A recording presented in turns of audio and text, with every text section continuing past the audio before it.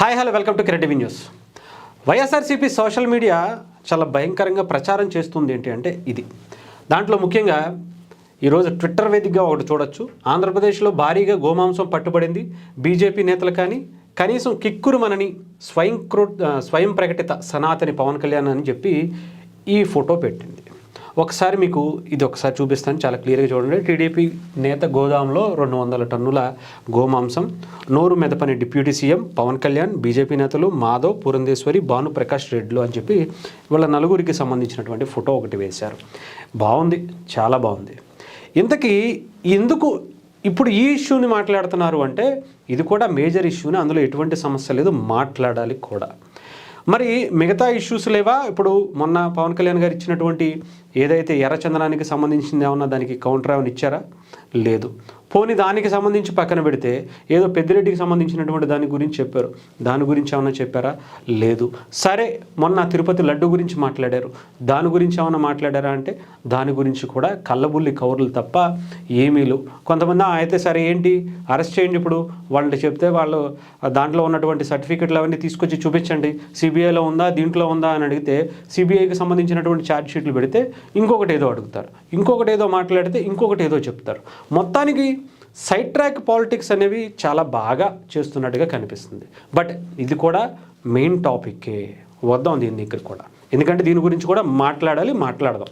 ఇకపోతే ఈ గోమాంసానికి సంబంధించి స్వయం ప్రకటిత సనాతని పవన్ కళ్యాణ్ గారు ఎందుకు మాట్లాడలేదు, నోరు ఎందుకు మెదపట్లేదు అని చెప్పి వైఎస్ఆర్సీపీ మాట్లాడుతుంది.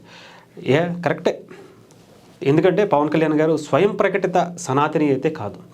ఆయన పుట్టుకతో హిందూగా పుట్టారు, హిందూగానే బ్రతుకుతున్నారు, హిందూగానే జీవిస్తారు. సనాతన ధర్మం ఇచ్చినటువంటి దాంతోనే ప్రజలకి పరిపాలన చేస్తూ అన్ని మతాలని, అన్ని కులాలని, అన్ని ప్రాంతాలని చాలా గౌరవంగా చూసుకుంటున్నటువంటి ఏకైక నాయకుడు కేవలం పవన్ కళ్యాణ్ గారు మాత్రమే అని చెప్తా. అంతేగాని కొంతమందిలాగా కాంగ్రెస్ అంటే ముస్లిమ్స్ అంటే కాంగ్రెస్ అని అనలేదు, లేదా మాకు గొర్రె బిడ్డలే కావాలని ఇంకొకళ్ళ బిడ్డలు కావాలని అనలేదు. అంటే నాకు ఒకటి అర్థం కాదు, నిజంగానే వైఎస్ఆర్సీపీలో అందరూ గొర్రెలాగే ఆలోచిస్తారా, లేదా అలాగే ఉంటారా? ఏంటి మెంటాలిటీ అనేది నాకు అర్థం కావట్లేదు. అంటే మెదడు మోకాల్లో ఉంటుందని విన్నాం, కానీ వీళ్ళకి అరికాల్లోంచి ఉందా, అరికాల్లోంచి కూడా కిందకి వెళ్ళిపోయిందో కూడా అర్థం కాదు. ఇప్పుడు ఈ విషయం గురించి మాట్లాడదాం.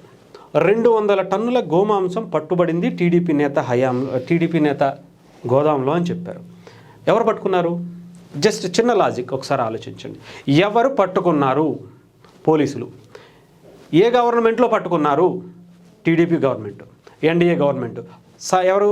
కిక్కురుమనటువంటి పవన్ కళ్యాణ్ గారి అధికారంలో భాగం పంచుకున్నటువంటి ఎన్డీఏ కూటమిలో పట్టుకున్నారు. అది ఎందుకు ఆలోచించట్లా?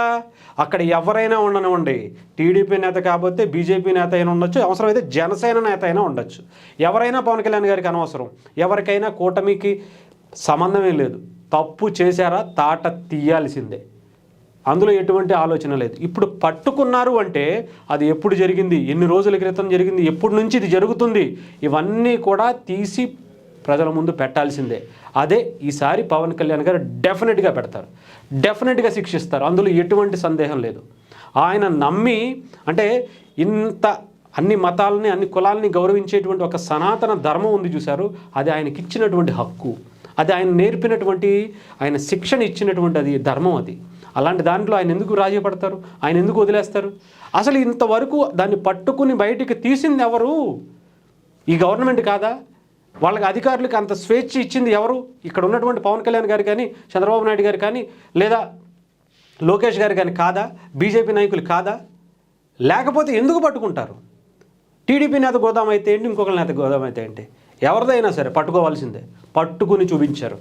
చెప్పాలంటే ఇంకా నేను మాల్లో ఉన్నాను, ఒక మాట అనకూడదు. జగన్మోహన్ రెడ్డి గారి గురించి ఒక కీలకమైనటువంటి వ్యక్తి ఒకళ్ళు వెళ్ళి పలానా వ్యక్తి పలానా మర్డర్ కేసుల్లో ఉన్నారండి, అతను ఎందుకండి తీసుకోవటం అంటే, ఏముందిలే అన్న ఒకటేగా చేసింది అని అన్నారట. అలాగే ఇంకా చాలా ఉన్నాయి, చెప్పుకుంటూ పోతే చాలానే ఉన్నాయి. ఒక దళితుడిని హత్య చేసి డోర్ డెలివరీ చేసినటువంటి వ్యక్తికి స్వాగత తోరణాలు కట్టి హ్యాపీగా వెల్కమ్ చెప్పి భుజాన చెయ్యి వేసుకుని తీసుకెళ్ళినటువంటి ఘనతలు అయినవి. ఒకటేగా అంటే అలాగే ఉంటుంది. ఇక్కడ ఒక్కటి కాదు, రెండు కాదు, అసలు ఆలోచన వచ్చినా సరే తీసి అవతల పడేయటమే. యాజ్ ఎగ్జాంపుల్ మనకి వినుత కోట గారి ఇష్యూనే చూడొచ్చు. అక్కడ తప్పు చేశారా చేయలేదా అనేది నెక్స్ట్ కోర్టు చూసుకుంటుంది, కానీ దాంట్లో ఆరోపణ వస్తే చాలు తీసి అవతల పడేస్తారు. ఎగ్జాంపుల్ ఇంకొకటి కొవ్వూరుకి సంబంధించినటువంటి ఇష్యూ కూడా చూడొచ్చు. చాలానే ఉన్నాయి. ఇవన్నీ చెప్పుకుంటే మీకు అర్థం కాదనుకోండి. అంటే 1, 2 చేస్తేనే మీరు పెద్ద పట్టించుకోరు. అలాంటిది ఇలాంటివి చేస్తే వదిలేస్తారని మీరు ఏ రకంగా అనుకుంటున్నారో మీరే ఆలోచించుకోవాలి. డెఫినెట్గా పవన్ కళ్యాణ్ గారు ఆయన ఒక బలమైనటువంటి వ్యక్తి, శక్తిగా మారినప్పుడు ఆయన చూసి ఎవరైనా భయపడాల్సిందే. టీడీపీ నేత ఆయన అధికారంలో ఉన్నాను కదా అని చెప్పేసి చేసేద్దాం అనుకుంటే అస్సలు ఆలోచించే ప్రసక్తే లేదు. అక్కడ ఉంది పవన్ కళ్యాణ్ గారు, గుర్తుపెట్టుకోండి. అది ఎవరు బయట పెట్టారు, ఎందుకు, ఏంటి, ఇవన్నీ మొత్తం అన్నీ బయటకు వస్తాయి. అవన్నీ మీరు అదే చెప్తుంది, కొంచెమైనా బుర్రతో ఆలోచించండి. అక్కడ ఆ ఇష్యూని బయటికి తీసుకొచ్చి ప్రపంచానికి బయట పెట్టిందే కూటమి ప్రభుత్వం, కూటమి అధికారులు. మీరు ఆలోచించట్లా. అది ఒక్కటి గుర్తుపెట్టుకుంటే, ఆ గుర్తుపెట్టుకుని పని చేస్తే కాస్త కోస్త మోకాల్లో ఉండేటువంటి ఆ మైండ్ అయినా కొంచెం పనిచేసి కొంచెం పైకి వచ్చేటువంటి అవకాశం ఉంటుంది.